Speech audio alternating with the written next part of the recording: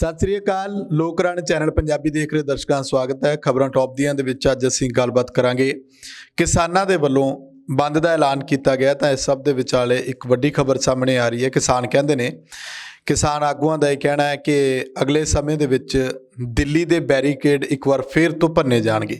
ਪਰ ਸਵਾਲ ਇਹ ਉੱਠਦਾ ਹੈ ਕਿ ਉਸ ਦੀ ਜ਼ਿੰਮੇਵਾਰੀ ਕੌਣ ਲਏਗਾ। ਜਦੋਂ ਕਿਸਾਨ ਆਗੂਆਂ ਨੂੰ ਪੁੱਛਿਆ ਜਾਂਦਾ ਤਾਂ ਉਹ ਕਹਿ ਦਿੰਦੇ ਨੇ ਕਿ ਲੋਕਾਂ ਦੇ ਵਿੱਚ ਜੋਸ਼ ਭਰਨ ਦੇ ਲਈ ਕਈ ਵਾਰੀ ਇਹੋ ਜਿਹੇ ਬਿਆਨ ਦੇਣੇ ਪੈਂਦੇ ਨੇ। ਪਰ 26 ਜਨਵਰੀ ਨੂੰ ਜੋ ਕੁਝ ਹੋਇਆ ਉਸ ਤੋਂ ਬਾਅਦ ਕਿਤੇ ਨਾ ਕਿਤੇ ਸਵਾਲ ਇਹ ਉੱਠਦੇ ਨੇ ਕਿ ਇਹੋ ਜਿਹੇ ਬਿਆਨਾਂ ਦੀ ਜ਼ਰੂਰਤ ਕੀ ਹੈ ਲੋਕਾਂ ਦੇ ਵਿੱਚ, ਜਦੋਂ ਲੋਕ ਉੱਥੇ ਬੈਠੇ ਨੇ, ਏਕਾ ਬਣਾ ਕੇ ਬੈਠੇ ਨੇ। ਇਸ ਸਭ ਦੇ ਉੱਤੇ ਅਸੀਂ ਗੱਲਬਾਤ ਕਰਾਂਗੇ ਕਿ ਅਗਲੇ ਦਿਨਾਂ ਦੇ ਵਿੱਚ ਕਿਸ ਤਰ੍ਹਾਂ ਸਰਕਾਰ ਨੂੰ ਮਜਬੂਰ ਕੀਤਾ ਜਾ ਸਕਦਾ ਹੈ। ਇਸ ਤੋਂ ਇਲਾਵਾ ਭਗਵੰਤ ਮਾਨ ਹੋਣਾ ਨੂੰ ਲੈ ਕੇ ਬੜੇ ਸਵਾਲ ਉੱਠ ਰਹੇ ਨੇ ਕਿ ਸੰਸਦੀ ਕਮੇਟੀ ਦੇ ਵਿੱਚ ਉਹਨਾਂ ਨੇ ਕੀ ਪੱਖ ਰੱਖਿਆ ਸੀ। ਮਿੰਟ ਜਾਰੀ ਕੀਤੇ ਨੇ ਭਗਵੰਤ ਮਾਨ ਨੇ, ਪਰ ਫਿਰ ਵੀ ਹਰਸਿਮਰਤ ਕੌਰ ਬਾਦਲ ਦੇ ਨਿਸ਼ਾਨੇ ਤੇ ਆਏ ਨੇ। ਭਗਵੰਤ ਮਾਨ ਨੇ ਕੀ ਕਿਹਾ ਤੇ ਉਸ ਦੇ ਮਾਇਨੇ ਕੀ ਨੇ, ਉਸ ਉੱਤੇ ਵੀ ਗੱਲਬਾਤ ਕਰਾਂਗੇ। ਇੱਕ ਹੋਰ ਖਬਰ ਚਰਚਾ ਦੇ ਵਿੱਚ ਇਹ ਆ ਕਿ ਇੱਕ ਵਿਅਕਤੀ ਨੂੰ ਸੀਏ ਦੇ ਤਹਿਤ ਜਿਹੜੇ ਪ੍ਰਦਰਸ਼ਨ ਸੀਗੇ ਉਹਨਾਂ ਦੇ ਤਹਿਤ ਗ੍ਰਿਫਤਾਰ ਕੀਤਾ ਗਿਆ ਤਾਂ ਉਸ ਦਾ ਬਿਆਨ ਚਰਚਾ ਦੇ ਵਿੱਚ ਹੈ। ਉਹਨੇ ਦਾਅਵਾ ਕੀਤਾ ਕਿ ਉਸ ਨੂੰ ਮਜਬੂਰ ਕੀਤਾ ਜਾ ਰਿਹਾ ਕਿ ਤੂੰ ਜਾਂ ਤਾਂ ਬੀਜੇਪੀ ਜਾਂ ਆਰਐਸਐਸ ਨੂੰ ਜੁਆਇਨ ਕਰ ਲੈ ਜੇ ਤੂੰ ਛੇਤੀ ਜ਼ਮਾਨਤ ਚਾਹੁੰਦਾ ਹੈ। ਤਾਂ ਇਹ ਕਿਸ ਤਰ੍ਹਾਂ ਦਾ ਦਬਾਅ ਜਿਹੜਾ ਕਿਸ ਦੇ ਵੱਲੋਂ ਪਾਇਆ ਜਾ ਰਿਹਾ ਉਸ ਉੱਤੇ ਵੀ ਅਸੀਂ ਗੱਲਬਾਤ ਕਰਾਂਗੇ। ਦੂਜਾ ਇਹ ਕਿ ਪੰਜਾਬ ਦੇ ਵਿੱਚ 2022 ਦੀਆਂ ਚੋਣਾਂ ਨੂੰ ਲੈ ਕੇ ਪ੍ਰਸ਼ਾਂਤ ਕਿਸ਼ੋਰ ਨੂੰ ਜਿਹੜਾ ਨਿਯੁਕਤ ਕੀਤਾ ਗਿਆ ਸੀ ਮੁੱਖ ਮੰਤਰੀ ਸਾਹਿਬ ਦਾ ਸਲਾਹਕਾਰ, ਤੇ ਉਹ ਜਿਹੜੇ MLAs ਜਿੱਤੇ ਸੀ 2017 ਵਿੱਚ ਕਾਂਗਰਸ ਦੇ, ਉਹਨਾਂ ਦੇ ਨਾਲ ਮੁਲਾਕਾਤ ਕਰ ਰਹੇ ਨੇ। ਗੱਲਾਂ ਬਾਤਾਂ ਦਾ ਦੌਰ ਜਾਰੀ ਹੈ। ਤੇ ਇੱਕ ਹੋਰ ਖਬਰ ਕਿ 6 ਸਾਲ ਦੇ ਵਿੱਚ ਪੈਟਰੋਲ ਅਤੇ ਡੀਜ਼ਲ ਤੇ 300% ਟੈਕਸ ਵਸੂਲਿਆ ਗਿਆ।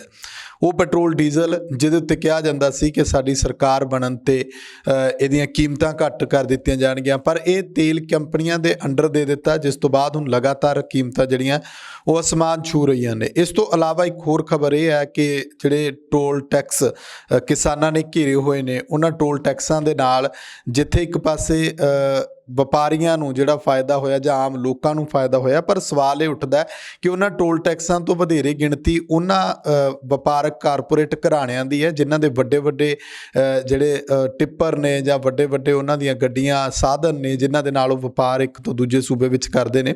ਉਹਨਾਂ ਦੇ ਖਜ਼ਾਨੇ ਤਾਂ ਭਰੇ ਜਾ ਰਹੇ ਨੇ, ਪਰ ਆਮ ਲੋਕਾਂ ਨੂੰ ਉਹਦੇ ਨਾਲ ਫਾਇਦਾ ਕੀ ਹੈ। ਕਿਸਾਨ ਅੰਦੋਲਨ ਦੇ ਦੌਰਾਨ ਕਿਸਾਨਾਂ ਵੱਲੋਂ ਇਹ ਟੋਲ ਪਲਾਜ਼ੇ ਲਗਾਤਾਰ ਘੇਰੇ ਹੋਏ ਨੇ। ਇਸ ਸਭ ਦੇ ਉੱਤੇ ਗੱਲਬਾਤ ਕਰਨ ਲਈ ਮੇਰੇ ਨਾਲ ਸੀਨੀਅਰ ਪੱਤਰਕਾਰ ਪਰਮਿੰਦਰ ਸਿੰਘ ਰਾਏਪੁਰ ਮੌਜੂਦ ਨੇ। ਪਰਮਿੰਦਰ ਜੀ, ਸਵਾਗਤ ਹੈ ਤੁਹਾਡਾ। ਸਤਿ ਸ਼੍ਰੀ ਅਕਾਲ ਜੀ। ਸ਼ੁਕਰੀਆ ਸੁਖਵਿੰਦਰ ਜੀ ਤੁਹਾਨੂੰ ਜੀ। ਪਰਮਿੰਦਰ ਜੀ, ਜਿਸ ਤਰ੍ਹਾਂ ਰਾਕੇਸ਼ ਟਕੈਤ ਦਾ ਫਿਰ ਬਿਆਨ ਸਾਹਮਣੇ ਆਇਆ ਕਿ ਕਿਸਾਨ ਕਰਫਿਊ ਲਾਉਣਗੇ, ਹੁਣ ਕਿਸਾਨਾਂ ਦਾ ਕਰਫਿਊ ਹੋਏਗਾ, ਦਿੱਲੀ ਬੈਰੀਕੇਡ ਇੱਕ ਵਾਰ ਫਿਰ ਤੋਂ ਭੰਨੇ ਜਾਣਗੇ, ਇਹਨੂੰ ਕਿੱਦਾਂ ਦੇਖਦੇ ਹੋ ਕਿ ਗੱਲ ਸਿਰਫ ਜੋਸ਼ ਭਰਨ ਤੱਕ ਹੈ ਜਾਂ ਕੋਈ ਅਮਲੀ ਜਾਮਾ ਪਹਿਨਾਇਆ ਜਾਂਦਾ? ਜੇ ਪਹਿਨਾਇਆ ਜਾਂਦਾ ਤਾਂ ਉਹਦੇ ਲਈ ਜ਼ਿੰਮੇਵਾਰ ਕੌਣ ਹੋਵੇਗਾ ਜੇ ਕੋਈ ਇਹੋ ਜਿਹੀ ਅਣਸੁਖਾਵੀਂ ਘਟਨਾ ਵਾਪਰਦੀ ਹੈ? ਹਾਂਜੀ ਸੁਖਵਿੰਦਰ ਜੀ, ਜਿਹੜੀ ਜ਼ਿੰਮੇਵਾਰੀ ਵਾਲੀ ਗੱਲ ਤੁਸੀਂ ਕੀਤੀ ਆ, ਸਭ ਤੋਂ ਪਹਿਲਾਂ ਤਾਂ ਜ਼ਿੰਮੇਵਾਰੀ ਤਾਂ ਉਹ ਸਰਕਾਰ ਦੀ ਬਣਦੀ ਹੈ। ਸਰਕਾਰ ਜ਼ਿੰਮੇਵਾਰ ਹੈ ਸਭ ਕਾਸੇ ਦੇ ਲਈ, ਚਾਹੇ ਉੱਥੇ ਮੌਤਾਂ ਹੋਈਆਂ ਨੇ, ਚਾਹੇ ਕੋਈ ਜੇਲ੍ਹ ਗਿਆ, ਚਾਹੇ ਦੇਸ਼ ਧਰੋਹ ਦਾ ਉਹਦੇ 'ਤੇ ਮੁਕੱਦਮਾ ਦਰਜ ਹੋਇਆ, ਚਾਹੇ ਕੋਈ ਬਿਮਾਰ ਹੋਇਆ ਜਾਂ ਕੋਈ ਨੁਕਸਾਨ ਹੋਇਆ ਪ੍ਰਾਪਰਟੀ ਦਾ ਜਾਂ ਸੜਕਾਂ ਦਾ ਜਾਂ ਹਾਈਵੇ ਦਾ, ਕਿਸੇ ਦਾ ਹੋਇਆ, ਸਰਕਾਰ ਖੁਦ ਜ਼ਿੰਮੇਵਾਰ ਹੈ। ਅਤੇ ਜਿਹੜਾ ਬਿਆਨ ਸਰਕਾਰ ਦਿੰਦੀ ਹੈ ਵੀ ਜੇ ਕੋਈ ਕਿਸਾਨਾਂ ਦੇ ਪੱਖ ਦੀ ਗੱਲ ਕਰਦਾ ਹੈ ਤਾਂ ਉਹਨੂੰ ਚੱਕ ਕੇ ਅੰਦਰ ਦੇ ਦਾਂਗੇ, ਦੇਸ਼ ਧਰੋਹ ਆ, ਇਹ ਦੇਸ਼ ਧਰੋਹ ਦਾ ਪਰਚਾ ਦੇ ਦਿਓ ਜਿਹਦੇ 'ਤੇ ਚਾਹੇ 26 ਦੀ ਘਟਨਾ ਵਾਪਰੀ ਆ ਉਹਦੇ ਵਿੱਚ ਜਿਹੜੇ ਬੰਦੇ ਲਾਏ, ਜਿੱਦਾਂ ਉਹਨਾਂ ਦੇ ਪਰਚੇ ਕੱਤੇ ਗਏ ਕਿਸਾਨਾਂ ਦੇ ਉੱਤੇ, ਉਹ ਹੋਇਆ। ਉਹ ਸਾਰਾ ਕੁਛ ਇੱਕ ਡਰਾਉਣ ਵਾਸਤੇ ਸਟੇਟਮੈਂਟਸ ਆਉਂਦੀਆਂ ਨੇ, ਬਿਆਨ ਆਉਂਦੇ ਨੇ ਜਾਂ ਕਾਰਵਾਈਆਂ ਹੁੰਦੀਆਂ ਨੇ ਸਰਕਾਰ ਵੱਲੋਂ। ਉਹ ਹੁੰਦੀਆਂ ਨੇ ਕਿ ਅੰਦੋਲਨ ਜਿਹੜਾ ਹੈਗਾ ਉਹਨੂੰ ਖਤਮ ਕਰਨ ਵਾਸਤੇ ਡਰ ਪੈਦਾ ਕਰਿਆ ਜਾਵੇ ਲੋਕਾਂ ਦੇ ਵਿੱਚ, ਤਾਂ ਕਿ ਲੋਕ ਇੱਥੇ ਇਕੱਠੇ ਨਾ ਹੋਣ। ਦੂਜੇ ਪਾਸੇ ਜਿਹੜਾ ਟਕੈਤ ਦਾ ਬਿਆਨ ਹੈਗਾ, ਟਕੈਤ ਦੇ ਬਿਆਨ ਜਿਹੜੇ ਚਾਹੇ ਰਾਜੇਵਾਲ ਬਿਆਨ ਦਿੰਦਾ, ਚਾਹੇ ਉਗਰਾਹਾਂ ਬਿਆਨ ਦਿੰਦਾ, ਚਾਹੇ ਉਹ ਸੰਸਦ ਨੂੰ ਘੇਰਨ ਵਾਸਤੇ ਹੁੰਦੇ ਨੇ, ਚਾਹੇ ਸੰਸਦ ਦੇ ਸਾਹਮਣੇ ਫਸਲਾਂ ਵੇਚਣ ਦੀ ਗੱਲ ਹੁੰਦੀ ਹੈ, ਚਾਹੇ ਹੁਣ ਬੈਰੀਕੇਡ ਤੋੜਨ ਦੀ ਗੱਲ ਹੁੰਦੀ ਹੈ। ਤਾਂ ਇਹ ਹੁੰਦਾ ਇੱਕ ਵੀ ਕਿਸਾਨੀ ਅੰਦੋਲਨ ਦੇ ਵਿੱਚ ਨਵੀਂ ਰੂਹ ਫੂਕ ਦਿੱਤੀ ਜਾਂਦੀ ਹੈ, ਜੋਸ਼ ਦੀ ਰੂਹ ਫੂਕੀ ਜਾਂਦੀ ਆ। ਸਟੇਜਾਂ ਇਸੇ ਲਈ ਹੁੰਦੀਆਂ ਸੀ ਸੁਖਵਿੰਦਰ ਜੀ, ਜਦੋਂ ਪੁਰਾਣੇ ਸਮਿਆਂ ਦੇ ਵਿੱਚ, ਚਾਹੇ ਜਦੋਂ ਜੰਗਾਂ ਹੁੰਦੀਆਂ ਸੀ ਰਾਜੇ ਮਹਾਰਾਜਿਆਂ ਦੀ ਹੁੰਦੀਆਂ ਸੀਗੀਆਂ ਜਾਂ ਸਿੱਖ ਗੁਰੂਆਂ ਨੇ ਵੀ ਜੰਗਾਂ ਲੜੀਆਂ ਜਦੋਂ, ਤਾਂ ਉੱਥੇ ਢਾਡੀ ਜਾਂ ਕਵੀਸ਼ਰੀ ਹੁੰਦੇ ਸੀ ਜਿਹੜੇ ਉਹ ਜੋਸ਼ ਭਰਨ ਵਾਸਤੇ ਵੀਰ ਰਸ ਵਾਲੀਆਂ ਕਵਿਤਾਵਾਂ ਔਰ ਭਾਸ਼ਣ ਦਿੰਦੇ ਹੁੰਦੇ ਸੀਗੇ। ਸੋ ਉਹ ਚੀਜ਼ਾਂ ਜਿਹੜੀਆਂ ਉਸ ਸੰਦਰਭ ਦੇ ਵਿੱਚ ਟਕੈਤ ਹੋਣੀ ਬਿਆਨ ਜਿਹੜਾ ਦਿੰਦੇ ਨੇ, ਉਹ ਇਹੀ ਹੁੰਦਾ ਕਿ ਅੰਦੋਲਨ ਦੇ ਵਿੱਚ ਨਵੀਂ ਰੂਹ ਫੂਕੀ ਜਾਵੇ, ਜੋਸ਼ ਭਰਿਆ ਜਾਵੇ, ਤਾਂ ਕਿ ਜਿਹੜੀ ਇੱਕ ਖੜੋਤ ਕਾਰਨ, ਕਿਉਂਕਿ ਗੱਲਬਾਤ ਸਰਕਾਰ ਇਸ ਨੂੰ ਗੰਭੀਰਤਾ ਨਾਲ ਲੈ ਹੀ ਨਹੀਂ ਰਹੀ ਫਿਲਹਾਲ ਦੀ ਘੜੀ। ਉਹਨਾਂ ਨੂੰ ਇਹ ਹੈ ਕਿ ਬੈਠੇ ਰਹਿਣ, ਉਹਨਾਂ ਦਾ ਆਪਣਾ ਮਕਸਦ ਉੱਧਰ ਬੰਗਾਲ ਜਿੱਤਣਾ, ਬੰਗਾਲ ਦੇ ਵਿੱਚ ਕਿਵੇਂ ਚੋਣਾਂ ਹੋ ਰਹੀਆਂ ਨੇ ਅਤੇ ਉੱਧਰ ਕਿਵੇਂ ਉਹਨਾਂ ਨੇ ਪੈਰ ਜਮਾਉਣੇ ਨੇ ਜਾਂ ਅਸਾਮ ਦੇ ਵਿੱਚ। ਅਤੇ ਦੂਜੀ ਗੱਲ ਹੈਗੀ ਵੀ ਕਿਤੇ ਨਾ ਕਿਤੇ ਕਦੋਂ ਤੱਕ ਬੈਠੇ ਰਹਿਣਗੇ, ਇਹ ਵੀ ਰੱਖਿਆ ਹੋਇਆ। ਤੀਜੀ ਗੱਲ ਇਹ ਵੀ ਹੈ ਕਿ ਸਾਡਾ ਕੰਮ ਤਾਂ ਹੋ ਰਿਹਾ ਹੁਣ, FCI ਨੇ ਜਿਵੇਂ ਬੰਦ ਕਰਤਾ ਚੌਲ ਖਰੀਦਣਾ, ਤਾਂ ਬਿਲਕੁਲ ਹੀ ਬੰਦ ਕਰਤਾ, ਮੰਡੀਆਂ ਘੱਟ ਗਈਆਂ। ਦੇਖੋ ਉਹ ਸਾਰਾ ਕੁਝ ਕੰਮ ਹੋਣਾ ਸ਼ੁਰੂ ਹੋ ਰਿਹਾ, ਇਹ ਆਰਾਮ ਨਾਲ ਬੈਠੇ ਨੇ, ਇਹ ਗੱਲਬਾਤ ਤੋਰ ਨਹੀਂ ਰਹੇ, ਜਿਸ ਕਰਕੇ ਸਰਕਾਰ ਦੀ ਜਿਹੜੀ ਪਹਿਲ ਕਦਮੀ ਆ ਉਹ ਨਾ ਕੀਤੇ ਜਾਣ ਕਰਕੇ ਖੜੋਤ ਆਈ ਪਈ ਹੈ ਇੱਕ ਅੰਦੋਲਨ ਦੇ ਵਿੱਚ। ਸਾਰੇ ਲੋਕ ਇੱਦਾਂ ਦੇਖ ਰਹੇ ਨੇ ਵੀ ਹੁਣ ਕੀ ਹੋਊਗਾ। ਇੱਕ ਤਰ੍ਹਾਂ ਕੰਮ ਜਿਹੜਾ ਖੜ ਹੀ ਗਿਆ ਹੈਗਾ, ਨਾ ਕਿਸਾਨੀ ਜਥੇਬੰਦੀਆਂ ਨੇ ਜਿਹੜੀਆਂ ਉਹ ਅੱਗੇ ਤੁਰ ਰਹੀਆਂ ਨੇ ਕਿਸੇ ਪਾਸਿਓਂ। ਸੋ ਉਹਨਾਂ ਚੀਜ਼ਾਂ ਨੂੰ, ਉਸ ਖੜੋਤ ਨੂੰ ਤੋੜਨ ਵਾਸਤੇ, ਉਸ ਨਿਰਾਸ਼ਤਾ ਨੂੰ ਘੱਟ ਕਰਨ ਵਾਸਤੇ ਜਾਂ ਖ਼ਤਮ ਕਰਨ ਵਾਸਤੇ ਟਕੈਤ ਦਾ ਬਿਆਨ ਬੜਾ ਕਹਿ ਲਓ ਅਹਿਮ ਹੈ, ਬੜਾ ਗੰਭੀਰ ਵੀ ਹੈਗਾ ਇਹ। ਅਤੇ ਜ਼ਿੰਮੇਵਾਰੀ ਸਿਰਫ ਟੋਟਲ ਅਤੇ ਟੋਟਲ ਜਿਹੜੀ ਹੈਗੀ ਉਹ ਸਰਕਾਰ ਦੀ ਬਣੇਗੀ ਅੱਗੇ। ਜੀ ਬਿਲਕੁਲ। ਭਗਵੰਤ ਮਾਨ ਹੋਣਾ ਦੀ ਜਿਹੜਾ ਕੁਝ ਮਿੰਟ ਦੀ ਆਡੀਓ ਉਹਨਾਂ ਨੇ ਆਪਣੀ ਦਿੱਤੀ ਹੈ ਕਿ ਸੰਸਦੀ ਕਮੇਟੀ ਦੇ ਵਿੱਚ ਉਹਨਾਂ ਨੇ ਜੋ ਆਪਣਾ ਪੱਖ ਰੱਖਿਆ, ਜਿਵੇਂ ਅਕਾਲੀ ਦਲ ਜਾਂ ਹੋਰ ਵਿਰੋਧੀ ਕਹਿੰਦੇ ਨੇ ਕਿ ਭਗਵੰਤ ਮਾਨ ਹੋਣਾ ਨੇ ਉੱਥੇ ਖੇਤੀ ਕਾਨੂੰਨਾਂ ਦਾ ਵਿਰੋਧ ਨਹੀਂ ਕੀਤਾ, ਜਿਸ ਦੇ ਕਰਕੇ ਜਿਹੜਾ ਉੱਥੇ ਜ਼ਰੂਰੀ ਵਸਤਾਂ ਸੋਧ ਬਿੱਲ ਇੱਕ ਜਿਹੜਾ ਖੇਤੀ ਕਾਨੂੰਨਾਂ ਦੇ ਵਿੱਚੋਂ ਇੱਕ ਕਾਨੂੰਨ ਉਹ ਪਾਸ ਕਰਨ ਦੇ ਲਈ ਇੱਕ ਸਿਫਾਰਿਸ਼ ਕੀਤੀ ਗਈ ਹੈ। ਕਿੱਦਾਂ ਦੇਖਦੇ ਹੋ ਭਗਵੰਤ ਮਾਨ ਦੇ ਪੱਖ ਨੂੰ ਤੇ ਵਿਰੋਧੀਆਂ ਦੇ ਪੱਖ ਨੂੰ? ਇਹਦੇ ਵਿੱਚ ਇਹ ਦੱਸਣਾ ਮੇਰੇ ਖਿਆਲ ਨਾਲ ਜਿਹੜੀ ਪੰਜਾਬ ਦੀ ਸਿਆਸਤ ਦੀ ਗੱਲ ਕਰ ਰਹੇ ਨਾ ਆਪਾਂ, ਵੀ ਹਰਸਿਮਰਤ ਕੌਰ ਵੱਲੋਂ ਜੋ ਗੱਲ ਹੋਈ ਹੈ ਜਾਂ ਭਗਵੰਤ ਮਾਨ ਵੱਲੋਂ ਹੋਈ ਹੈ ਜਾਂ ਕੋਈ ਕਾਂਗਰਸ ਦਾ MP MLA ਜਾਂ ਕੋਈ ਹੋਰ ਪਾਰਟੀ ਦਾ MP MLA ਜਾਂ ਕੋਈ ਵੀ ਬੰਦਾ ਆਗੂ ਕਿਸੇ ਪਾਰਟੀ ਦਾ, ਜਦੋਂ ਕੋਈ ਗੱਲ ਕਰਦਾ ਕਿ ਫਲਾਣੇ ਬੰਦੇ ਨੇ ਵਿਰੋਧ ਨਹੀਂ ਕੀਤਾ, ਉਹ ਇਹ ਗੱਲ ਕਰਨ ਨਾਲੋਂ ਆਪਦੀ ਗੱਲ ਕਰਨ ਕਿ ਅਸੀਂ ਆਹ ਵਿਰੋਧ ਜਤਾਇਆ। ਸਿੰਪਲ ਗੱਲ ਹੈ, ਜਿਸ ਬੰਦੇ ਨੇ ਵਿਰੋਧ ਕੀਤਾ ਉਹ ਆਪਣਾ ਪ੍ਰੂਫ ਦੇ ਦੇਵੇ। ਭਗਵੰਤ ਮਾਨ ਮਿੰਟਾਂ ਦੀ ਜਿਹੜੀ ਟਾਈਮਿੰਗ ਕੱਢ ਕੇ ਲੈ ਕੇ ਆਇਆ ਵੀ ਮੇਰੀ ਆਹ ਰਿਕਾਰਡਿੰਗ ਉਹਨੇ ਜਨਤਕ ਕੀਤੀ ਹੈ, ਉਹਦੇ ਵਿੱਚ ਵੀ ਉਹ ਪਿਆਜ਼ ਨੂੰ ਜ਼ਰੂਰੀ ਵਸਤਾਂ 'ਚੋਂ ਕੱਢਤਾ ਜਾਂ ਟਮਾਟਰ ਨੂੰ ਕੱਢਤਾ। ਉਹ ਚੀਜ਼ਾਂ ਬੋਲ ਰਹੇ ਹੈ ਵੀ ਗਰੀਬ ਤੋਂ ਗਰੀਬ ਦੀ ਪਿਆਜ਼ ਜ਼ਰੂਰੀ ਹੈ, ਟਮਾਟਰ ਜ਼ਰੂਰੀ ਹੈ, ਚਟਣੀ ਕੁੱਟਣੀ ਹੈ, ਜੇ ਉਹ ਸਾਰੀਆਂ ਚੀਜ਼ਾਂ ਦੇ ਲਈ ਜਿਹੜਾ ਹੈਗਾ ਵਿਰੋਧ ਨਹੀਂ ਕਿਹਾ ਜਾ ਸਕਦਾ ਉਸਨੂੰ। ਪਰ ਹਰਸਿਮਰਤ ਕੌਰ ਬਾਦਲ ਦਾ ਜਿਹੜਾ ਕਹਿਣਾ ਹੈਗਾ ਕਿ ਜਨਤਕ ਤੌਰ 'ਤੇ ਇਹਨੇ ਝੂਠ ਬੋਲਿਆ ਭਗਵੰਤ ਮਾਨ ਨੇ, ਇਹਨੇ ਕੋਈ ਵਿਰੋਧ ਨਹੀਂ ਕੀਤਾ। ਤਾਂ ਬੀਬਾ ਜੀ, ਜਦੋਂ ਸਰਕਾਰ ਦੇ ਵਿੱਚ ਤੁਸੀਂ ਕੈਬਨਿਟ ਰੈਂਕ 'ਤੇ ਸੀਗੇ, ਤੁਸੀਂ ਵੀ ਆਪਣੀ ਆਡੀਓ ਕੱਢ ਲਿਆਓ ਕਿ ਅਸੀਂ ਆਹ ਵਿਰੋਧ ਕੀਤਾ। ਹੁਣ ਜਦੋਂ ਸਰਕਾਰ ਗੱਠਜੋੜ ਟੁੱਟ ਗਿਆ, ਸਰਕਾਰ ਤੋਂ ਬਾਹਰ ਆ ਗਏ, ਫਿਰ ਤਾਂ ਭੰਡੀ ਪ੍ਰਚਾਰ ਜਿੱਦਾਂ ਮਰਜ਼ੀ ਕਰੀ ਜਾਓ, ਚਾਹੇ ਮੋਦੀ ਦਾ ਕਰੋ, ਸਰਕਾਰ ਦਾ ਕਰੋ, ਵੱਖਰੀ ਗੱਲ ਆ। ਜਦੋਂ ਸਰਕਾਰ ਦੇ ਵਿੱਚ ਸੀ ਉਦੋਂ ਬਕਾਇਦਾ ਤੌਰ 'ਤੇ ਸੁਖਬੀਰ ਸਿੰਘ ਬਾਦਲ ਉਹਨਾਂ ਦੀ ਪ੍ਰੈਸ ਕਾਨਫਰੰਸ ਦੇ ਵਿੱਚ ਉਹ ਬਕਾਇਦਾ ਤੌਰ 'ਤੇ ਚੱਕ ਕੇ ਚਿੱਠਾ ਦਿਖਾ ਰਹੇ ਆ ਕਿਸਾਨਾਂ ਦੇ ਕਾਨੂੰਨ ਦਾ। ਬਾਦਲ ਸਾਹਿਬ, ਵੱਡੇ ਬਾਦਲ ਸਾਹਿਬ ਉਹਦੀ ਪ੍ਰੋੜਤਾ ਕਰ ਰਹੇ ਆ। ਤੁਸੀਂ ਖੁਦ ਕਹਿ ਰਹੇ ਹੋ ਕਿ ਕਿਸਾਨਾਂ ਦੇ ਹੱਕ ਵਿੱਚ ਹੈ ਸਾਰਾ ਕੁਝ। ਉਹ ਚੀਜ਼ਾਂ ਕਿੱਥੇ ਗਈਆਂ ਫਿਰ? ਦੂਜੇ 'ਤੇ ਦੂਸ਼ਣਬਾਜ਼ੀ ਕਰਕੇ ਤੁਸੀਂ ਆਪ ਪਾਕ ਸਾਫ਼ ਹੋ ਕੇ ਨਹੀਂ ਨਿਕਲ ਸਕਦੇ। ਤੁਸੀਂ ਦੱਸੋ, ਪੰਜਾਬ ਦੇ ਲੋਕਾਂ ਦੇ ਲਈ ਹਾਂ ਦਾ ਨਾਅਰਾ ਕਿਸ ਨੇ ਮਾਰਿਆ? ਚਾਹੇ ਭਗਵੰਤ ਸੀ, ਚਾਹੇ ਬੀਬਾ ਹਰਸਿਮਰਤ ਕੌਰ ਬਾਦਲ ਹੈ, ਚਾਹੇ ਕੈਪਟਨ ਅਮਰਿੰਦਰ ਸਿੰਘ ਨੇ, ਚਾਹੇ ਮਨਪ੍ਰੀਤ ਸਿੰਘ ਬਾਦਲ ਨੇ, ਜਿਹੜੇ ਕਮੇਟੀਆਂ ਦੇ ਵਿੱਚ ਸ਼ਾਮਲ ਹੁੰਦੇ ਰਹੇ ਆ। ਠੀਕ ਹੈ, ਕੈਪਟਨ ਅਮਰਿੰਦਰ ਸਿੰਘ ਜੇ ਨਹੀਂ ਗਏ ਤਾਂ ਮਨਪ੍ਰੀਤ ਸਿੰਘ ਬਾਦਲ ਜਾਂਦੇ ਰਹੇ ਆ। ਉਹ ਆ ਕੇ ਦੱਸਣ ਕਿ ਉਹਨਾਂ ਨੇ ਵਿਰੋਧ ਕੀਤਾ, ਕੀ ਕੀਤਾ ਵਿਰੋਧ ਦਿਖਾਉਣਾ ਆਪਣਾ। ਲਿਖਤੀ ਰੂਪ 'ਚ ਦਿੱਤਾ ਸੀ, ਆਡੀਓ ਦੇ ਰੂਪ 'ਚ ਦਿੱਤਾ ਸੀ, ਖੜੇ ਹੋ ਕੇ ਬੋਲੇ ਹੁਣ, ਸਾਰਾ ਕੁਛ ਸਟੇਟਮੈਂਟਸ ਰਿਕਾਰਡ ਹੁੰਦੀਆਂ ਨੇ। ਅਤੇ ਉਹ ਚੀਜ਼ਾਂ ਕਿਉਂ ਨਹੀਂ ਜਨਤਕ ਕਰਦੇ? ਦੂਸ਼ਣਬਾਜ਼ੀ ਨਾ ਕਰੋ, ਆਪਦੀ ਚੀਜ਼ ਲਿਆ ਕੇ ਲੋਕਾਂ ਦੇ ਸਾਹਮਣੇ, ਪੰਜਾਬ ਦੇ ਲੋਕਾਂ ਨੂੰ ਦਿਖਾਓ ਕਿ ਇੱਦਾਂ ਅਸੀਂ ਸਰਕਾਰ ਦੇ ਗਲ 'ਚ ਗੁੱਠਾ ਦਿੱਤਾ ਸੀਗਾ ਪਰ ਸਾਡੀ ਸੁਣੀ ਨਹੀਂ ਗਈ। ਬਿਲਕੁਲ, ਫਿਰ ਤੁਹਾਡਾ ਆਪਣਾ ਮਕਸਦ ਪੂਰਾ ਹੋਏਗਾ, ਫਿਰ ਤੁਹਾਡੇ ਨਾਲ ਲੋਕ ਚੱਲਣਗੇ। ਬਿਲਕੁਲ। ਜਿਸ ਤਰੀਕੇ ਦੇ ਨਾਲ ਮੈਂ ਗੱਲ ਕਰ ਰਿਹਾ ਸੀ ਕਿ ਟੋਲ ਪਲਾਜ਼ਿਆਂ ਨੂੰ ਲੈ ਕੇ ਸਵਾਲ ਉੱਠ ਰਹੇ ਨੇ ਕਿ ਜਿੱਥੇ ਟੋਲ ਟੈਕਸ ਦੇ ਨਾਲ ਵੱਡੇ ਘਰਾਣਿਆਂ ਨੂੰ, ਜਿਹੜੇ ਵੱਡੇ ਕਾਰਪੋਰੇਟ ਘਰਾਣੇ ਨੇ, ਉਹਨਾਂ ਨੂੰ ਜ਼ਿਆਦਾ ਮੁਨਾਫਾ ਹੋ ਰਿਹਾ, ਆਮ ਲੋਕਾਂ ਨੂੰ ਤਾਂ ਚਲੋ ਜਿੰਨਾ ਹੋਣਾ ਉਹ ਹੋਣਾ ਹੀ ਹੈ। ਇਹਨੂੰ ਕਿੱਦਾਂ ਦੇਖਦੇ ਹੋ ਸਾਰੇ ਨੂੰ ਕਿ ਕਿਸਾਨ ਜਥੇਬੰਦੀ ਇੱਕ ਪਾਸੇ ਕਹਿੰਦੀਆਂ ਕਿ ਟੋਲ ਪਲਾਜ਼ਿਆਂ ਦੇ ਲਗਾਤਾਰ ਬੰਦ ਇਸੇ ਤਰ੍ਹਾਂ ਜਾਰੀ ਰਹੇਗਾ, ਤੇ ਇਸ ਮਸਲੇ ਨੂੰ ਜਦੋਂ ਇਹਦੇ ਵਿੱਚ ਬਾਕੀ ਜਥੇਬੰਦੀਆਂ ਇਹ ਗੱਲ ਕਹਿੰਦੀਆਂ ਕਿ ਇਹਦੇ ਨਾਲ ਜਿਹੜੇ ਦੂਜੇ ਘਰਾਣੇ ਨੇ ਵੱਡੇ, ਉਹਨਾਂ ਨੂੰ ਫਾਇਦਾ ਹੈ? ਬਿਲਕੁਲ ਫਾਇਦਾ। ਜਿਨ੍ਹਾਂ ਦਾ ਜਿਵੇਂ ਹੁਣ ਸਬਸਿਡੀ ਦਾ ਹੈ, ਪੰਜਾਬ ਦੇ ਵਿੱਚ ਬਿਜਲੀ 'ਤੇ ਸਬਸਿਡੀ ਕਹਿ ਦਿਓ, ਮੁਫਤ ਬਿਜਲੀ ਦਿੰਦੀ ਹੈ। ਤਾਂ ਹੁਣ ਮੁਫਤ ਬਿਜਲੀ ਜਿਹਦੇ ਕੋਲ 5 ਏਕੜ ਜ਼ਮੀਨ ਹੈ, 2 ਏਕੜ ਜ਼ਮੀਨ ਹੈ, ਜਾਂ ਮੋਟਰ ਹੈ ਹੀ ਨਹੀਂ, ਜਾਂ ਇੱਕ ਮੋਟਰ ਹੈਗੀ ਹੈ, ਜਿਹਦੇ ਕੋਲ ਛੋਟੀ ਜਿਹੀ ਮੋਟਰ ਹੈ, 2-3 ਕਿੱਲੇ ਭਰਨੇ ਹੁੰਦੇ ਨੇ, ਉਹਨੂੰ ਇਸ ਚੀਜ਼ ਦਾ ਕੀ ਲਾਭ ਆ? ਇੱਕ ਪਾਸੇ ਜਿਹਦੇ ਕੋਲ ਜਿਵੇਂ ਹੁਣ ਬਾਦਲ ਸਾਹਿਬ ਉਹਨਾਂ ਦੀ ਜ਼ਮੀਨ ਦੇਖੀ ਜਾਵੇ, ਜਾਂ ਮਨਪ੍ਰੀਤ ਸਿੰਘ ਬਾਦਲ ਉਹਨਾਂ ਦੀ ਦੇਖੀ ਜਾਵੇ, ਜਾਂ ਹੋਰ ਜਿਹੜੇ ਕਿਸਾਨੀ ਨਾਲ ਜੁੜੇ ਹੋਏ, ਚਾਹੇ ਕਾਂਗਰਸ ਦੇ ਨੇ, ਚਾਹੇ ਅਕਾਲੀਆਂ ਦੇ ਨੇ, ਚਾਹੇ ਕਿਸੇ ਹੋਰ ਪਾਰਟੀ ਦੇ ਨੇ, ਜਿਨ੍ਹਾਂ ਕੋਲ ਹਜ਼ਾਰਾਂ ਏਕੜ ਜ਼ਮੀਨ, ਉਹਨਾਂ ਨੂੰ ਪੁੱਛੋ ਵੀ ਉਹਨਾਂ ਦਾ ਬਿੱਲ ਕਿੰਨਾ ਆਉਂਦਾ ਉੱਥੇ, ਫਾਇਦਾ ਤਾਂ ਉਹਨਾਂ ਨੂੰ ਹੈ। ਸਬਸਿਡੀ ਦੇ ਨਾਂ 'ਤੇ ਤੁਸੀਂ ਕਿਸਾਨਾਂ ਨੂੰ ਮੁਫਤ ਬਿਜਲੀ ਦੇ ਨਾਂ 'ਤੇ ਲਾਭ ਕੌਣ ਲੈ ਕੇ ਜਾ ਰਿਹਾ? ਉਹੀ ਚੀਜ਼ ਇੱਥੇ ਆ। ਟੋਲ ਟੈਕਸ ਦਾ ਜੇ ਹੁਣ ਚਲੋ ਬੰਦ ਹੋਇਆ, ਲੋਕਾਂ ਨੂੰ ਤਾਂ ਫਾਇਦਾ ਹੋਇਆ, ਜਿਹੜਾ ਹੋਇਆ ਉਹਨਾਂ ਨੂੰ ਕਿੰਨਾ ਕੁ ਫਾਇਦਾ ਹੋਇਆ? ਜੇ ਕਿਸੇ ਨੇ ਡੇਲੀ ਵੇਜ ਜਾਣਾ ਵੀ ਆ ਤਾਂ ਪਾਸ ਬਣ ਜਾਂਦਾ ਹੋਊਗਾ, ਕਿੰਨਾ ਕੁ ਫਾਇਦਾ ਹੋਇਆ? ਜਾਂ ਛੋਟੇ ਆਪਰੇਟਰ ਨੇ ਜਿਹੜੇ, ਟਰਾਂਸਪੋਰਟਰ ਨੇ ਜਿਹੜੇ, ਜਾਂ ਉਹਨਾਂ ਨੂੰ ਕਿੰਨਾ ਕੁ ਫਾਇਦਾ ਹੋਊਗਾ? ਜਿਨ੍ਹਾਂ ਦੇ ਹਜ਼ਾਰਾਂ ਟਰਾਲੇ ਚੱਲਦੇ ਨੇ, ਜਿਨ੍ਹਾਂ ਦਾ ਰੋਜ਼ ਦਾ ਤੁਸੀਂ ਦੇਖੋ ਵੀ ਕਿੰਨੇ ਹਜ਼ਾਰ ਦਾ ਟੋਲ ਟੈਕਸ ਸੀ, ਅਸਲ ਤਾਂ ਉਹਨਾਂ ਨੂੰ ਫਾਇਦਾ ਹੁੰਦਾ ਇਹਨਾਂ ਚੀਜ਼ਾਂ ਦਾ।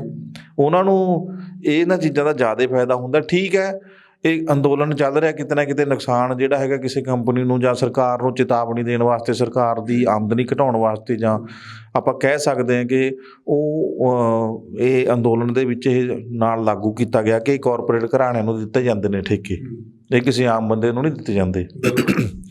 ਸੋ ਉਹਨਾਂ ਨੂੰ ਆਪਾਂ ਕਹਿ ਲਓ ਕਿ ਉਹਨਾਂ ਨੂੰ ਹਲੂਣਾ ਦੇਣ ਵਾਸਤੇ ਕਿਸਾਨਾਂ ਨੇ ਇਹ ਬੰਦ ਕੀਤੇ ਸੀ। ਚਲੋ ਫਾਇਦਾ ਹੋਇਆ ਜਿੱਥੇ ਹੋਇਆ, ਠੀਕ ਹੈ, ਲੇਕਿਨ ਜ਼ਿਆਦਾ ਵੱਡੇ ਘਰਾਣਿਆਂ ਨੂੰ ਹੋਇਆ ਉਹਦੇ ਵਿੱਚ। ਹੁਣ ਉਹਦੇ ਵਿੱਚ ਸਰਕਾਰ ਨੇ ਕੀ ਕਰਤਾ ਵੀ ਜਿਹੜਾ ਪਿਛਲਾ ਜਿਹੜਾ ਆਪਾਂ ਕਹਿੰਦੇ 850 ਕਰੋੜ ਰੁਪਏ ਦਾ ਜਿੱਦਾਂ ਫਾਇਦਾ ਹੋਇਆ, ਜੋ ਵੀ ਹੋਇਆ, ਤਾਂ ਹੁਣ ਉਹ ਜਿਹੜੀ ਸੈਂਟਰ ਗੌਰਮੈਂਟ ਕਰਦੀ, ਉਹ ਕਹਿੰਦੇ ਟੋਲ ਪਲਾਜ਼ੇ ਖਤਮ ਹੀ ਕਰ ਦੇਣੇ ਨੇ। ਹੁਣ ਸਿੱਧਾ ਜਿਹੜਾ ਹੈਗਾ ਉਹ ਕੰਪਿਊਟਰਾਈਜ਼ਡ ਹੋ ਜਾਣਾ, ਉਹ ਕਾਰਡ ਲੱਗ ਜਾਣੇ ਨੇ ਅੱਗੇ, ਅਤੇ ਉਹਦੇ ਨਾਲ ਹੁਣ 1 ਅਪ੍ਰੈਲ ਤੋਂ ਵਧੀਆਂ ਦਰਾਂ ਸ਼ੁਰੂ ਹੋਣਗੀਆਂ, ਦਰਾਂ ਵਧਾਤੀਆਂ ਟੋਲ ਟੈਕਸ ਦੀਆਂ, ਅਤੇ ਉਹਦਾ ਫਾਇਦਾ ਫਿਰ ਉਹਨਾਂ ਨੇ, ਸਰਕਾਰ ਨੇ ਤਾਂ ਦੇਣਾ, ਕੰਨ ਤਾਂ ਤੁਹਾਡਾ ਹੀ ਮਰੋੜਨਾ।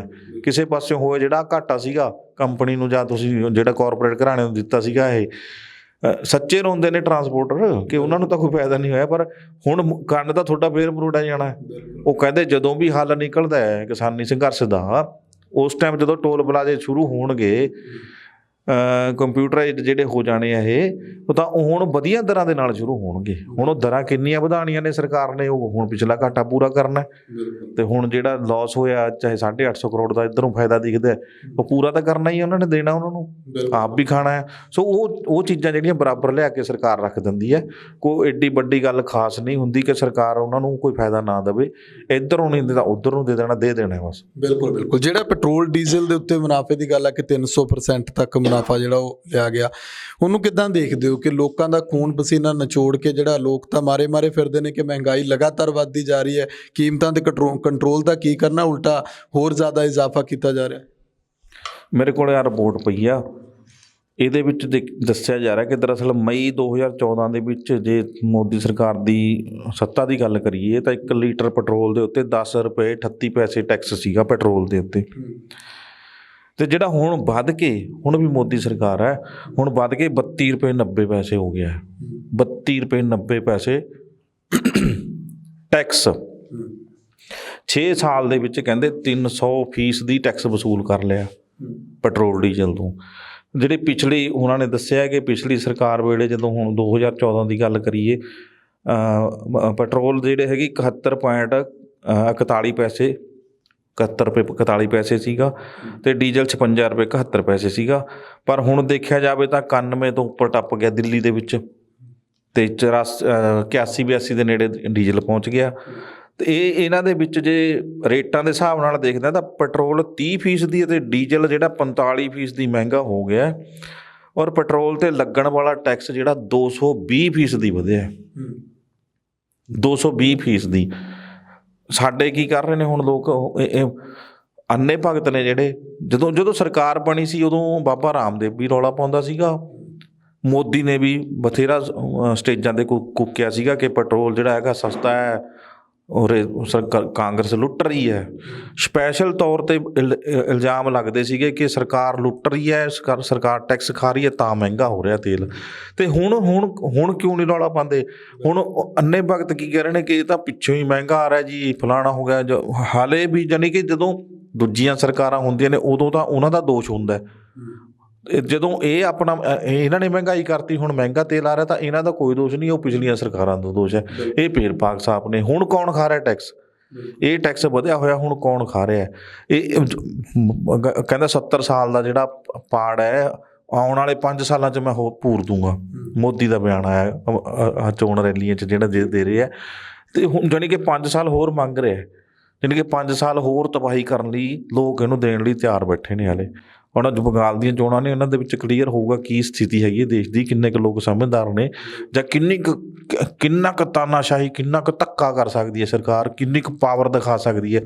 ਇਹ ਸਰਕਾਰ ਦਾ ਵੀ ਪੂਰਾ ਜ਼ੋਰ ਲੱਗੇਗਾ, ਲੋਕਾਂ ਦਾ ਵੀ ਲੱਗੇਗਾ। ਧੱਕੇ ਦੀ ਇੱਕ ਮਿਸਾਲ, ਇੱਕ ਖਬਰ ਲੱਗੀ ਹੋਈ ਹੈ ਕਿ ਇੱਕ ਨੌਜਵਾਨ ਨੂੰ ਜਿਹੜਾ ਉਹ ਮਜਬੂਰ ਕੀਤਾ ਜਾ ਰਿਹਾ ਕਿ ਜੇ ਤੂੰ ਜ਼ਮਾਨਤ ਲੈਣੀ ਹੈ ਤਾਂ ਭਾਜਪਾ ਜਾਂ RSS ਜੁਆਇਨ ਕਰ ਲੈ। ਖਬਰ ਕੀ ਹੈ? ਅਖਿਲ ਗਗੋਈ ਨਾਂ ਦਾ ਬੰਦਾ ਹੈਗਾ, ਉਹ ਅਸਮ ਦੇ ਵਿੱਚ ਜਿਹੜਾ ਨਾਗਰਿਕਤਾ ਸੋਧ ਬਿੱਲ ਜਿਹੜਾ ਹੈਗਾ, ਉਹਦੇ ਵਿਰੁੱਧ ਹਿੰਸਕ ਕਾਰਵਾਈਆਂ ਦੇ ਵਿੱਚ ਸ਼ਮੂਲੀਅਤ ਦੇ ਦੋਸ਼ ਤਹਿਤ ਉਹਨੂੰ ਦਸੰਬਰ ਦੇ ਵਿੱਚ ਅਰੈਸਟ ਕੀਤਾ ਸੀਗਾ। ਹੁਣ ਉਹ ਕਹਿ ਰਿਹਾ ਕਿ NIA ਵੱਲੋਂ ਜਦੋਂ ਉਹਨੂੰ ਅਰੈਸਟ ਕਰਕੇ ਹੈੱਡ ਆਫਿਸ ਦੇ ਜਿਹੜਾ ਰੱਖਿਆ ਗਿਆ, ਉਹਨੂੰ 1 ਨੰਬਰ ਦੇ ਵਿੱਚ ਰੱਖਿਆ ਗਿਆ, ਉਹਦੇ ਵਿੱਚ ਉਹਨੂੰ ਨਾ ਤਾਂ ਸਰਦੀਆਂ ਹੋਣ ਦੇ ਬਾਵਜੂਦ ਕੋਈ ਕੰਬਲ ਵਗੈਰਾ ਵਧੀਆ ਦਿੱਤਾ ਗਿਆ, ਕਹਿੰਦਾ ਗੰਦਾ ਜਿਹਾ ਕੰਬਲ ਦਿੱਤਾ ਗਿਆ ਮੈਨੂੰ, ਔਰ 3 ਜਾਂ 4 ਦਾ ਤਾਪਮਾਨ ਸੀਗਾ, ਉਹਦੇ ਵਿੱਚ ਮੈਂ ਧਰਤੀ 'ਤੇ ਪਿਆ ਜੀ। ਫਿਰ ਉਹਨੂੰ ਮਾਨਸਿਕ ਤੌਰ 'ਤੇ ਔਰ ਸਰੀਰਕ ਤੌਰ 'ਤੇ ਜਿਹੜਾ ਹੈਗਾ ਉਹਨੂੰ ਟੌਰਚਰ ਕੀਤਾ ਜਾ ਰਿਹਾ ਹੈ। ਉਹ ਕਹਿੰਦਾ ਵੀ ਮੈਨੂੰ ਇਹ ਕਿਹਾ ਗਿਆ ਵੀ ਤੇਰੀ ਜ਼ਮਾਨਤ ਹੋ ਜਾਏਗੀ, ਉਹਦੇ ਲਈ ਤੂੰ RSS ਜੁਆਇਨ ਕਰ ਲਾ। ਉਹ ਕਹਿੰਦਾ ਮੈਂ ਮਨਾ ਕਰਤਾ। ਫਿਰ ਕਹਿੰਦਾ ਮੈਨੂੰ ਕਿਹਾ ਭਾਜਪਾ ਜੁਆਇਨ ਕਰ ਲਿਓ, ਕਹਿੰਦੇ ਮੈਂ ਮਨਾ ਕਰਤਾ। ਫਿਰ ਉਹ ਕਹਿੰਦਾ ਵੀ ਤੈਨੂੰ ਕਿਸੇ ਵਿਧਾਨ ਸਭਾ ਦੀ ਟਿਕਟ ਦੇ ਦਿੰਦੇ ਆ, ਤੈਨੂੰ ਮੰਤਰੀ MLA ਬਣਾ ਦਾਂਗੇ, ਕਹਿੰਦਾ ਮੈਂ ਮਨਾ ਕਰਤਾ। ਫਿਰ ਉਹਨੂੰ ਕਿਹਾ ਕਿ ਤੈਨੂੰ ਮੁੱਖ ਮੰਤਰੀ ਨਾਲ ਗੱਲਬਾਤ ਕਰਾ ਦੇਣੇ, ਤੇਰੀ ਸਿੱਧੀ ਗੱਲਬਾਤ ਹੋਏਗੀ ਤੇਰੀ, ਤੂੰ ਚਾਹੁੰਦਾ ਕਿ ਉਹ ਵੀ ਮਿਲ ਜਾਏਗਾ, ਕਹਿੰਦਾ ਮੈਂ ਮਨਾ ਕਰਤਾ। ਫਿਰ ਮੈਨੂੰ 20 ਕਰੋੜ ਰੁਪਏ ਤੱਕ ਦਾ ਲਾਲਚ ਦਿੱਤਾ ਗਿਆ, ਉਹ ਵੀ ਮਨਾ ਕਰਤਾ। ਕਹਿੰਦਾ ਮੈਂ ਕਿਹਾ ਵੀ ਮੈਂ ਐਸੇ ਅਪਮਾਨਜਨਕ ਜਿਹੜੇ ਪ੍ਰਸਤਾਵ ਨੇ ਤੁਹਾਡੇ, ਉਹਨਾਂ ਨੂੰ ਮੈਂ ਨਹੀਂ ਮੰਨਦਾ ਹੈਗਾ। ਅਤੇ ਫਿਰ ਮੈਨੂੰ ਕਹਿੰਦਾ ਉਹਨਾਂ ਨੇ ਕਿਹਾ ਗਿਆ ਵੀ ਤੂੰ ਸਰਕਾਰ ਦੀ ਗੱਲ ਨਾ ਮੰਨਣ ਵਾਲਾ, ਤੇਰੇ 'ਤੇ ਦੋਸ਼ ਲਾਗੂ ਹੁੰਦਾ, ਹੁਣ ਤੈਨੂੰ ਦੱਸਾਂਗੇ ਅਸੀਂ। ਮੌਤ ਦੀ ਧਮਕੀ ਵੀ ਦਿੱਤੀ, 10 ਸਾਲ ਜੇਲ੍ਹ ਦੀ ਵੀ ਧਮਕੀ ਦਿੱਤੀ, ਅਤੇ ਹੋਰ ਹਰਾਸਮੈਂਟ ਜਿਹੜਾ ਕਰਿਆ ਗਿਆ ਉਹਨੂੰ ਕਰਿਆ ਗਿਆ। ਜਾਣੀ ਕਿ ਸਰਕਾਰ ਕਿਸੇ ਵੀ ਬੰਦੇ ਨੂੰ ਆਪਣੇ ਵਿਰੁੱਧ ਬੋਲਣ ਦੇ ਇਵਜ਼ ਵਜੋਂ ਕਿੱਡੀਆਂ ਕੁ ਧਾਰਾਵਾਂ ਲਾ ਕੇ ਕਿਵੇਂ ਹਰਾਸ ਕਰ ਸਕਦੀ ਹੈ ਬਿਨਾਂ ਕਿਸੇ ਕਾਰਨ ਦੇ। ਹਾਲਾਂ ਨਾਲੇ ਰੌਲਾ ਪਾਉਂਦੇ ਫਿਰਦੇ ਨੇ, ਚਾਹੇ ਸਦਨ 'ਚ ਪਾਉਂਦੇ ਨੇ, ਸੰਸਦ 'ਚ, ਚਾਹੇ ਵਿਧਾਨ ਸਭਾ 'ਚ ਪਾਉਂਦੇ ਨੇ ਕਿ ਸੰਵਿਧਾਨਕ ਤੌਰ 'ਤੇ ਚੱਲ ਰਹੀ ਹੈ ਸਰਕਾਰ, ਬੋਲਣ ਨੂੰ ਸਭ ਦਾ ਹੱਕ ਹੈ, ਬੋਲਣ ਦਾ ਹੱਕ ਹੈ, ਸੰਵਿਧਾਨ ਦਾ ਹੱਕ ਦਿੰਦਾ ਸੰਵਿਧਾਨ। ਅਤੇ ਜਦੋਂ ਇੱਦਾਂ ਦੇ ਬੰਦੇ ਬੋਲਦੇ ਨੇ ਅਤੇ ਕਿਵੇਂ ਉਹਨਾਂ ਨਾਲ ਟਰੀਟਮੈਂਟ ਕੀਤਾ ਜਾਂਦਾ, ਕਿਵੇਂ ਪੁਲਿਸ ਨੂੰ, ਕਿਵੇਂ ਪ੍ਰਸ਼ਾਸਨ ਨੂੰ ਵਰਤ ਕੇ ਉਹਦੇ 'ਤੇ ਕਾਰਵਾਈ ਕੀਤੀ ਜਾਂਦੀ ਹੈ, ਉਹ ਇਹ ਅਖਿਲ ਗਗੋਈ ਜਿਹੜਾ ਹੈਗਾ ਉਹ ਸਬੂਤ ਦੇ ਰਿਹਾ, ਖੁੱਲ੍ਹ ਕੇ ਸਬੂਤ ਦੇ ਰਿਹਾ। NIA ਦੇ ਵਿਰੁੱਧ ਬੋਲ ਰਿਹਾ ਹੈ ਉਹ। ਅਤੇ ਕਿਵੇਂ ਆਪਣੇ ਨਾਲ ਤੋਰਨ ਦੇ ਲਈ, ਕਿਵੇਂ ਲੋਕਾਂ ਦੇ ਵਿੱਚ ਆਪਣੀ ਵੇਵ ਬਣਾਉਣ ਦੇ ਲਈ ਕਿੱਡੇ ਕਿੱਡੇ ਵੱਡੇ ਲਾਲਚ ਦਿੱਤੇ ਜਾਂਦੇ ਨੇ। ਜਾਣੀ ਕਿ ਜਿਹੜੇ ਵੀ ਆਪਾਂ ਕਹਿ ਸਕਦੇ ਹਾਂ ਕਿ ਚਾਣਕਿਆ ਨੀਤੀ ਦੇ 4 ਗੁਣ ਦੱਸੇ ਸੀਗੇ ਜਿਹੜੇ ਉਹਨੇ ਵੀ, ਠੀਕ ਹੈ, ਉਹ ਸਾਰੇ ਇੱਥੇ ਲਾਗੂ ਕਰ ਰਹੀ ਹੈ ਸਰਕਾਰ। ਉਹ ਸਭ ਕੁਝ ਖਰੀਦ ਲਓ, ਦੰਡ ਦੇ ਦਿਓ, ਨਾਲ ਚਲਾ ਲਓ, ਭੇਦਭਾਵ ਪਾ ਦਿਓ, ਉਹ ਸਾਰੇ 4 ਦੇ 4 ਜਿਹੜੇ ਹੈਗੇ ਆ ਉਹ ਨਾਲ ਲੈ ਕੇ ਚੱਲ ਰਹੀ ਹੈ। ਕਿਸੇ ਨਾ ਕਿਸੇ ਤਰੀਕੇ ਸਰਕਾਰ ਦੇ ਵਿਰੁੱਧ ਕੋਈ ਬੋਲਣਾ ਨਹੀਂ ਚਾਹੀਦਾ। ਇਸ ਸਰਕਾਰ ਨੇ ਮਤਲਬ ਐਡਾ ਕੁ ਤਾਨਾਸ਼ਾਹੀ ਰਵੱਈਆ ਅਪਣਾ ਲਿਆ ਹੈਗਾ। ਹੁਣ ਕਿਸੇ ਨੂੰ ਵੀ ਕੋਈ ਬੋਲਣ ਦਾ ਕੋਈ ਅਧਿਕਾਰ ਨਹੀਂ। ਜੇ ਕੋਈ ਬੋਲਣਾ ਚਾਹੁੰਦਾ ਹੈ ਤਾਂ ਤਿਆਰ ਰਹੇ ਕਿ ਉਹਦੇ 'ਤੇ ਕੋਈ ਵੀ ਕਾਰਵਾਈ ਕਿਸੇ ਵੀ ਟਾਈਮ ਹੋ ਸਕਦੀ ਹੈ। ਜੀ ਬਿਲਕੁਲ। ਆਖਰੀ ਖਬਰ ਹੈ ਕਿ ਪੰਜਾਬ ਦੀ ਸਿਆਸਤ ਵੱਲ ਮੁੜਦੇ ਹਾਂ। ਪ੍ਰਸ਼ਾਂਤ ਕਿਸ਼ੋਰ ਹੁਣੀ ਜਿਹੜੇ ਕਾਂਗਰਸ ਦੇ MLAs ਨੇ ਉਹਨਾਂ ਦੇ ਨਾਲ ਗੱਲਬਾਤ ਕਰ ਰਹੇ ਨੇ, ਜਿਹੜੇ ਜਿੱਤ ਕੇ ਆਏ ਪਹਿਲੀ ਵਾਰ 2017 ਦੇ ਵਿੱਚ। ਤਕਰੀਬਨ 30-35 ਦੇ ਕਰੀਬ ਕਿਹਾ ਜਾ ਰਿਹਾ ਕਿ ਉਹ MLAs ਨੇ। ਇਹਨੂੰ ਕਿੱਦਾਂ ਦੇਖਦੇ ਹੋ ਕਿ ਤਿਆਰੀ ਕਿਸ ਤਰ੍ਹਾਂ ਦੀ ਹੋ ਰਹੀ ਹੈ ਕਿ ਅਗਲੇ ਦਿਨਾਂ ਦੇ ਵਿੱਚ ਕੋਈ ਨਵਜੋਤ ਸਿੱਧੂ ਜਾਂ ਕੈਪਟਨ ਸਾਹਿਬ ਦੇ ਨਜ਼ਦੀਕੀਆਂ ਵਧਾਉਣ ਲਈ ਵੀ ਕੋਈ ਗੱਲਬਾਤ ਹੋਏਗੀ? ਦੇਖੋ, ਆਪਾਂ ਪਹਿਲਾਂ ਵੀ ਗੱਲ ਕਰੀਏ ਕਿ ਨਵਜੋਤ ਸਿੰਘ ਸਿੱਧੂ ਤਾਂ ਹੁਣ ਉਹਦਾ ਇੰਨਾ ਨਹੀਂ, ਕਾਂਗਰਸ ਦੇ ਵਿੱਚ ਉਹਦਾ ਫਿਲਹਾਲ ਕੋਈ ਭਵਿੱਖ ਨਹੀਂ ਦਿਖ ਰਿਹਾ। ਉੱਦਾਂ ਜੋ ਮਰਜ਼ੀ ਕਰੀ ਜਾਵੇ, ਉਹ ਬੰਦਾ ਜਿੱਦਾਂ ਵੀ ਚੱਲਣਾ ਉਹਨੇ ਚੱਲੀ ਜਾ ਰਿਹਾ, ਉਹਨੂੰ ਕੋਈ ਰੋਕਣ ਟੋਕਣ ਵਾਲਾ ਹੈ ਨਹੀਂ। ਆਪਣੀ ਮਰਜ਼ੀ ਕਰ ਰਿਹਾ ਤਾਂ ਕਰੀ ਜਾਵੇ। ਨਾ ਉਹਦੀ ਮਰਜ਼ੀ ਲੋਕ ਹਿੱਤ 'ਚ ਹੈ ਅਤੇ ਨਾ ਹੀ ਕਾਂਗਰਸ ਦੇ ਹਿੱਤ 'ਚ ਹੈ, ਨਾ ਹੀ ਉਹਦੇ ਆਪਣੇ ਹਿੱਤ 'ਚ ਹੈ। ਉਹ ਜੋ ਚੱਲਦਾ ਚੱਲੀ ਜਾਵੇ। ਉਹਦਾ ਫਿਲਹਾਲ ਜ਼ਿਕਰ ਕਰਨਾ ਇੱਥੇ ਇਸ ਸਮੇਂ ਮੇਰੇ ਖਿਆਲ ਜਾਇਜ਼ ਨਹੀਂ ਹੋਊ। ਦੂਜੀ ਗੱਲ ਜਿਹੜੀ ਤੁਸੀਂ ਕਹੀਏ ਕਿ PK ਜਿਹੜਾ ਪ੍ਰਸ਼ਾਂਤ ਕਿਸ਼ੋਰ ਆ ਉਹ ਮੀਟਿੰਗ ਕਰ ਰਿਹਾ, ਤੁਸੀਂ ਇੱਕ ਦਿਨ ਪਹਿਲਾਂ ਬਿਆਨ ਪੜ੍ਹਿਆ ਹੋਊਗਾ ਕਿ ਕਾਂਗਰਸ ਕਹਿ ਰਹੀ ਹੈ ਕਿ ਪੁਰਾਣੇ ਵਿਧਾਇਕਾਂ ਦੇ ਕਾਫੀ ਸਾਰਿਆਂ ਦੇ ਨਾਂ ਕੱਟੇ ਜਾਣਗੇ ਟਿਕਟਾਂ ਲੈਣ ਲਈ, ਨਵੇਂ ਚਿਹਰਿਆਂ ਨੂੰ ਅੱਗੇ ਲਿਆਂਦਾ ਜਾਊਗਾ। ਇਹ ਹਾਈ ਕਮਾਂਡ ਨਾਲ ਜਿੱਦਾਂ ਉਹਨਾਂ ਦੇ ਵੇਰਵੇ ਤਹਿਤ ਖਬਰ ਲਾਈ ਗਈ ਸੀ ਅਖਬਾਰਾਂ ਦੇ ਵਿੱਚ। ਅੱਜ ਪ੍ਰਸ਼ਾਂਤ ਕਿਸ਼ੋਰ ਦੀ ਮੀਟਿੰਗ ਆ। ਮੈਂ ਇਸ ਨੂੰ ਇਸ ਸੰਦਰਭ 'ਚ ਦੇਖਦਾ ਕਿ ਜਿਹੜਾ ਪ੍ਰਸ਼ਾਂਤ ਕਿਸ਼ੋਰ MLAs ਨਾਲ ਮੀਟਿੰਗ ਕਰ ਰਿਹਾ, ਉਹ ਤਾਂ ਸਾਰਿਆਂ ਦਾ ਡਾਟਾ ਲਏਗਾ ਕਿ ਕਿਹਨੇ ਕਿੰਨਾ ਕਿੰਨਾ ਕਮਾ ਲਿਆ ਬਈ, ਕਿੰਨਾ ਕਿੰਨਾ ਖਰਚ ਕਰ ਸਕਦਾ ਆਪਣੇ ਹਲਕੇ 'ਤੇ ਵੋਟਾਂ ਦੇ ਵੇਲੇ, ਕਿੰਨਾ ਕੁ ਉਹ ਆਪਾਂ ਕਹਿ ਲਓ ਕਿ ਪਾਰਟੀ ਫੰਡ ਦੇ ਸਕਦਾ ਹੈ ਵੱਧ ਤੋਂ ਵੱਧ, ਉਹਦੀ ਟਿਕਟ ਪੱਕੀ ਹੈ। ਕਿਉਂਕਿ ਉਹ ਅਖਬਾਰ ਦੇ ਵਿੱਚ, ਜਿਹੜੇ ਅਖਬਾਰਾਂ ਦੇ ਵਿੱਚ ਖਬਰ ਲੱਗੀ ਆ, ਉਹ ਇਸੇ ਚੀਜ਼ ਦਾ ਨਤੀਜਾ ਆ। ਉਹ ਸਿਰਫ ਡਾਟਾ ਇਕੱਠਾ ਕਰ ਰਿਹਾ ਹੈ ਕਿ ਕਿਹਨੇ ਕਿਹੜੇ ਮਾਫੀਆ ਨਾਲ ਰਲ ਕੇ ਕਿੰਨਾ ਕਮਾ ਲਿਆ, ਕਿ ਉਸ ਨੂੰ ਟਿਕਟ ਮਿਲੇ ਜਾਂ ਨਾ ਮਿਲੇ। ਜੇ ਉਹ ਤਾਂ ਫੰਡ, ਪਾਰਟੀ ਦਾ ਫੰਡ ਭਰਦਾ ਹੈ, ਮੂੰਹ ਭਰਦਾ ਹੈ, ਤੇ ਟਿਕਟ ਦੀ ਪੱਕੀ ਆ, ਨਹੀਂ ਤੇ ਦੂਜੇ ਨੂੰ ਬੁਲਾਇਆ ਜਾਊਗਾ। ਸਿਰਫ ਇਸ 'ਤੇ ਮੰਥਨ ਹੋ ਰਿਹਾ, ਇਸ ਗੱਲ ਨੂੰ ਹੀ ਦੇਖਿਆ ਜਾਣਾ। ਹੋਰ ਵਿਕਾਸ ਕਿਹੜਾ ਕੀਤਾ ਹੈ? ਕੋਈ ਰੁਜ਼ਗਾਰ ਹੋਇਆ ਕਿਤੇ? ਉਹ ਮੈਂ ਸੋਸ਼ਲ ਮੀਡੀਆ 'ਤੇ ਪੜ੍ਹ ਰਿਹਾ ਸੀ, ਕਹਿੰਦਾ ਵੀ ਜਿਵੇਂ BJP ਦਾ ਰੌਲਾ ਪੈ ਰਿਹਾ ਸੀ ਨਾ, ਦੂਜੇ ਪਾਸੇ ਬੰਗਾਲ ਦੇ ਵਿੱਚ ਕਹਿ ਰਹੇ ਕਿ ਅਸੀਂ ਇੰਨੀਆਂ ਨੌਕਰੀਆਂ ਦੇ ਦਾਂਗੇ, ਰੌਲਾ ਪਾਇਆ ਹੈ ਅਮਿਤ ਸ਼ਾਹ ਨੇ ਅਤੇ ਮੋਦੀ ਨੇ। ਅਤੇ ਉਹ ਕਹਿੰਦੇ ਵੀ ਦਿੱਲੀ ਦੇ ਵਿੱਚ ਅਤੇ ਹੋਰਨਾਂ ਸਟੇਟਾਂ ਦੇ ਵਿੱਚ ਜਿੱਥੇ ਜਿੱਥੇ ਭਾਜਪਾ ਦੀ ਸਰਕਾਰ ਹੈ, ਕਹਿੰਦੇ ਉੱਥੇ ਨੌਜਵਾਨ ਲੁਕਦੇ ਫਿਰ ਰਹੇ ਨੇ ਵੀ ਸਰਕਾਰ ਕਿਤੇ ਫੜ ਕੇ ਨੌਕਰੀ ਨਾ ਲਾ ਦੇਵੇ ਸਰਕਾਰੀ। ਅਤੇ ਇੱਥੇ ਵੀ ਲੋਕ, ਮੈਨੂੰ ਲੱਗਦਾ ਹੁਣ ਇਹ ਸੋਸ਼ਲ ਮੀਡੀਆ 'ਤੇ ਵੀ ਚੱਲ ਗਿਆ ਕਿ ਇੱਥੇ ਕਾਂਗਰਸ ਲੱਭਦੀ ਫਿਰ ਰਹੀ, MLA ਲੱਭਦੇ ਫਿਰ ਰਹੇ ਨੇ, ਨੌਜਵਾਨ ਮਿਲਣ ਤਾਂ ਅਸੀਂ ਘਰੋਂ ਕੱਢ ਕੇ ਨੌਕਰੀ ਲਾਈਏ। ਸੋ ਉਹ ਹਾਲ, ਨਾ ਰੁਜ਼ਗਾਰ ਦਿੱਤਾ, ਨਾ ਸਹੂਲਤਾਂ, ਨਾ ਸਿਹਤ ਸਹੂਲਤਾਂ, ਨਾ ਸਿੱਖਿਆ, ਕੁਛ ਵਿਗੜਿਆ ਕੀ, ਸਵਾਰਿਆ ਕੀ ਹੈ? ਵਿਗੜਿਆ ਹੀ ਵਿਗੜਿਆ ਹੈ। ਮਹਿੰਗਾਈ ਵਧੀ ਹੈ, ਪੰਜਾਬ ਦੇ ਵਿੱਚ ਕੋਈ ਉਦਯੋਗ ਨਹੀਂ ਆਇਆ। ਖੇਤੀਬਾੜੀ ਤੁਸੀਂ ਦੇਖੋ, ਕਿਸਾਨਾਂ ਦੀ ਕੀ ਖੁਦਕੁਸ਼ੀਆਂ ਘਟੀਆਂ ਨੇ, ਨਾ ਕੋਈ ਲੋਨ ਉਤਰਿਆ, ਕਰਜ਼ਾ ਜਿਹੜਾ ਪੰਜਾਬ ਦੇ ਸਿਰ ਸੀਗਾ। ਨਸ਼ਾ ਉਵੇਂ ਚੱਲ ਰਿਹਾ, ਨਸ਼ਾ ਹੋਰ ਤਰੀਕੇ ਨਾਲ, ਫੈਕਟਰੀਆਂ ਦੀ ਫੈਕਟਰੀਆਂ ਫੜੀਆਂ ਜਾ ਰਹੀਆਂ ਨੇ। ਅਤੇ ਇਹ ਕਾਂਗਰਸ ਦੀ ਕੀ ਦੇਣ ਕਿਹੜੀ ਹੈਗੀ, ਉਹ ਲੋਕਾਂ ਨੂੰ ਹਾਲੇ ਤੱਕ ਸਮਝ ਨਹੀਂ ਆ ਰਹੀ ਕਿ ਕਿਹਨਾਂ ਮੁੱਦਿਆਂ 'ਤੇ ਆ ਕੇ ਇਹ ਚੋਣ ਲੜਨਗੇ। ਮੰਥਨ ਸਿਰਫ ਇਸੇ ਗੱਲ ਦਾ ਹੋ ਸਕਦਾ ਕਿ ਕਿਹੜੇ ਨੂੰ ਕਿੰਨਾ ਕੁ ਫੰਡ ਕੋਈ ਦੇ ਸਕਦਾ, ਅਤੇ ਕਿਹਨੂੰ ਟਿਕਟ ਜਿਹੜੀ ਹੈਗੀ ਉਹਦੀ ਪੱਕੀ ਸਮਝੀ ਜਾਵੇ। ਬਸ ਸ਼ੁਕਰੀਆ, ਧੰਨਵਾਦ। ਸੋ ਖਬਰਾਂ ਟੌਪ ਦੀਆਂ ਦੇ ਵਿੱਚ ਫਿਲਹਾਲ ਦੇ ਲਈ ਇੰਨਾ ਹੀ। ਮੈਨੂੰ ਇਜਾਜ਼ਤ ਦਿਓ। ਆਪਣੇ ਵਿਚਾਰ ਕਮੈਂਟ ਜ਼ਰੂਰ ਕਰਿਓ। ਲੋਕ ਰਾਣ ਚੈਨਲ ਪੰਜਾਬੀ ਨੂੰ ਸਬਸਕ੍ਰਾਈਬ ਕਰੋ। ਧੰਨਵਾਦ।